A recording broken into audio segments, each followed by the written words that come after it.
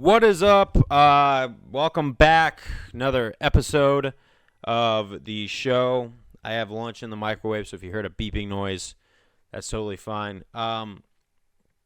But I got the news of a rumored main event for UFC 300. Alex Pereira versus Tom Aspinall for the UFC heavyweight title, which I have to say is the biggest joke I've ever heard. I don't even know if Alex Pereira would be down to do that because he's a light heavyweight, not a heavyweight. Not everyone like John Jones will come out bulk up because I think Pereira needs to prove himself a little bit more as light heavyweight champion and do a couple defenses and things like that because his move to light heavyweight has been very successful. He beat Jan Blachowicz.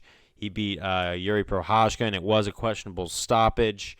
But I think the fact that it was questionable stoppage, you don't want to see somebody operating where it's under the guise of you think the UFC is protecting them from any sort of real challenge. Because if you put him against Tom Aspinall, not only is Tom better on the ground and more fast on the feet, but he's just bigger overall. He's got more weight, he's got more size, and that's going to give him an edge in the fight.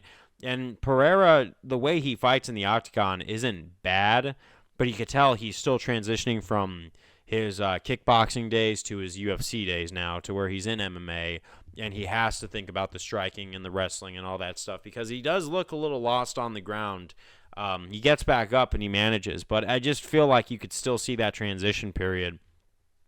I think it would just be an easy title shot for Tom Aspinall at this point until he could find a placeholder.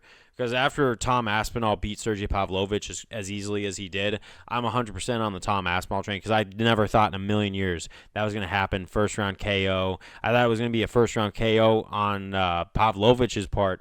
But even then, it's just seeing Tom Aspinall surprise me after seeing him fall short against Curtis Blades, bouncing back. And I didn't expect a win over Pavlovich after he beat like the number 10 guy. It was just such a thing where I'm like, you know what, don't listen to these rankings anymore because you never know what could happen. Now, that like really shook up my predictions in a little bit and humbled me a little bit because I was 100% sure Pavlovich was going to win that fight. Just because I've seen a more impressive resume from Pavlovich, taking out Curtis Blades in the first round. And yeah, maybe the Aspinall versus Blades kick was a fluke. It was just a freak accident, so we never really got to see that.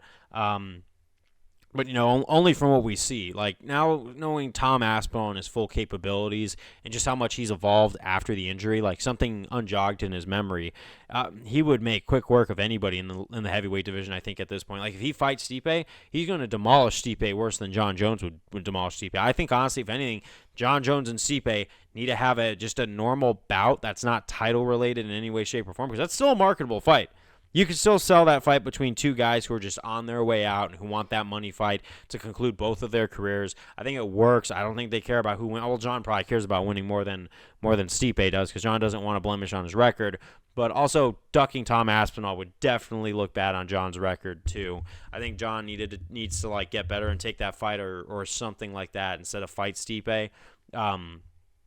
But now that I'm looking at Tom Aspinall like this, someone like Pereira who fought at middleweight and light heavyweight and had kind of mixed times but still somehow came out on top even though it was hard fought, that just doesn't compare in comparison to someone like Tom Aspinall who's just now blazing through things, like especially in a weight class that's higher than Alex Pereira, because I know Alex Pereira is pretty big for a middleweight, but he's not big for a heavyweight. I just feel like he does not belong in that division unless he somehow bulked up or something. But even then, his frame's just not for that division.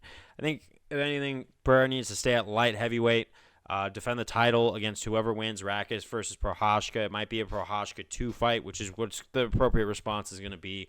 But he's got to defend the title and just see how long he holds out until he drops back down to middleweight. We don't know. He might be active in both divisions, but he probably doesn't want to do 185 anymore because, well, that weight cut is just horrible on him. But I said what I said. If they are actually thinking about making that a main event for UFC 300, I don't take the UFC seriously at that point. In fact, I think that the UFC thinks that rumor is just ludicrous.